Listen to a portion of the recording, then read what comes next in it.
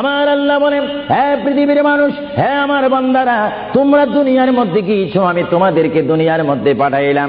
পাঠাইবার পরে আমি জানি তোমরা অনেক অন্যায় পথে যাবে, অনেক কাজ করবে, যে কাজগুলোর মধ্যে তোমাদের গুনাহ হয়ে যাবে। হ্যাঁ বান্দা, তোমরা গুনাহ করবে তাও আমি ভালো মতো জানি, তোমরা পাপ করবে তাও আমি ভালো মতো জানি। বান্দারে, পাপ করার পরে, গুনাহ করার পরে একাই কি মসজিদের মধ্যে তোমরা কেঁদেছো, রব্বানা যালামনা, বলেন রব্বানা যালামনা আনফুসানা ওয়া ইল্লাম তাগফির লানা ওয়া তুরহামনা লানাকুনান্না মিনাল খাসিরিন বলে বলে মসজিদে কেঁদেছো, আসরের নামাজ পড়ে কেঁদেছো, যোহরের নামাজ পড়ে কেঁদেছো, মাগরিবের পড়ে কেঁদেছো, এশার নামাজ পড়ে কেঁদেছো। বান্দা, নামাজের মুসল্লা যখন বসে যাও, আমি আল্লাহকে তোমরা বারবার বল, আল্লাহ আমার গুনাহ মাফ করে দাও। তারপরও আমি তোমাদের গুনাহ মাফ করে নেই। তারপরও তোমরা নিশি রাত্রে, মানুষ যখন ঘুমে যায়, তোমার বিবি যখন ঘুম যায়, তোমার ছেলে যখন ঘুম যায়, তুমি নিশি রাত্রে ঠান্ডা পানি দিয়ে ওযু বানিয়ে নামাজের মুসল্লায় বসে তুমি আবার যখন ডাক দাও, রব্বুল আলামিন, পৃথিবীর কোনো মানুষ আমার গুনাহ সম্পর্কে জানে না, তুমি আমার গুনাহ সম্পর্কে জানো। আমি এমন গুনাহ করেছি আমার বিবি জানে না, বিবি গুনাহ করেছে আমি জানি না। আল্লাহ, তুমি সব কিচ্ছু জানো। হে আমার প্রভু, তুমি আমাকে মাফ করে দাও। আমার আল্লাহ বলে, তারপরও যদি তোমাদেরকে আমি মাফ না করি, তারপরও বান্দা, তোমরা আমার রহমতের দরজা থেকে ফিরে যাইও না। আমি তোমাদেরকে হুকুম দিচ্ছি, ওয়ালাউ আন্নাহুম ইয যালামু আনফুসাহুম জাউকা, বান্দারে, যদি গুনাহ করে ফেলো, আমার রহমত থেকে মুখ ফিরিয়ে তুমি চলে যাইও না।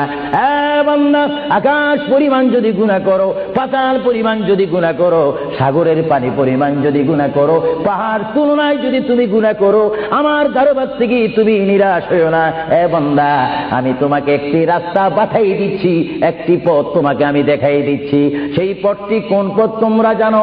ওয়ালাউ আন্নাহুম ইয যালামু আনফুসাহুম জাউকা, বান্দারে, যখন তোমরা বরবাদ হয়ে যাবে, তখন তোমাদেরকে একটা পথ আমি তোমাদেরকে দেখাই দিলাম।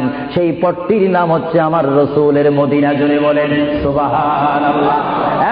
বান্দা, আমার নবীর দরবারে গিয়ে কেঁদে কেঁদে তোমরা বলো, ইয়া রাসূলুল্লাহ, ইয়া হাবিবাল্লাহ, আয়াকা ইয়া রাসূলুল্লাহ। আল্লাহ কোরআনে বলেছে, ওয়ালাউ আন্নাহুম ইয যালামু আনফুসাহুম জাউকা ফাস্তাগফিরুল্লাহ ওয়াস্তাগফার লাহুমুর রাসূল।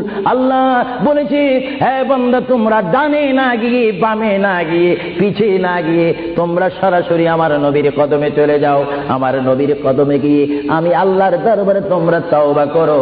তওবা করতে করতে তোমাদের চোখের পানি যখন বাইর হয়ে যাবে, আর ওই মুহূর্তে যদি আমার বন্ধু যদি তোমাদের জন্য আমার দরবারে সুপারিশ করে, আমি আল্লাহ তোমাদেরকে ওয়াদা দিয়ে দিলাম, গ্যারান্টি দিয়ে দিলাম, আমার রাসূল যদি তোমাদের জন্য আমার দরবারে সুপারিশ করে, সঙ্গে সঙ্গে বান্দা, তোমার অতীতের জীবনের কবিরা সগীরা গুনাহ মাফ করে দিব। জোরে বলেন সুবহানাল্লাহ। আরো জোরে বলেন। আমার আপনার গুনাহ মাফ করার জন্য রাসূলুল্লাহর দরবারে যাওয়ার দরকার আছে কিনা? চিৎকার জীবনে আছে কিনা?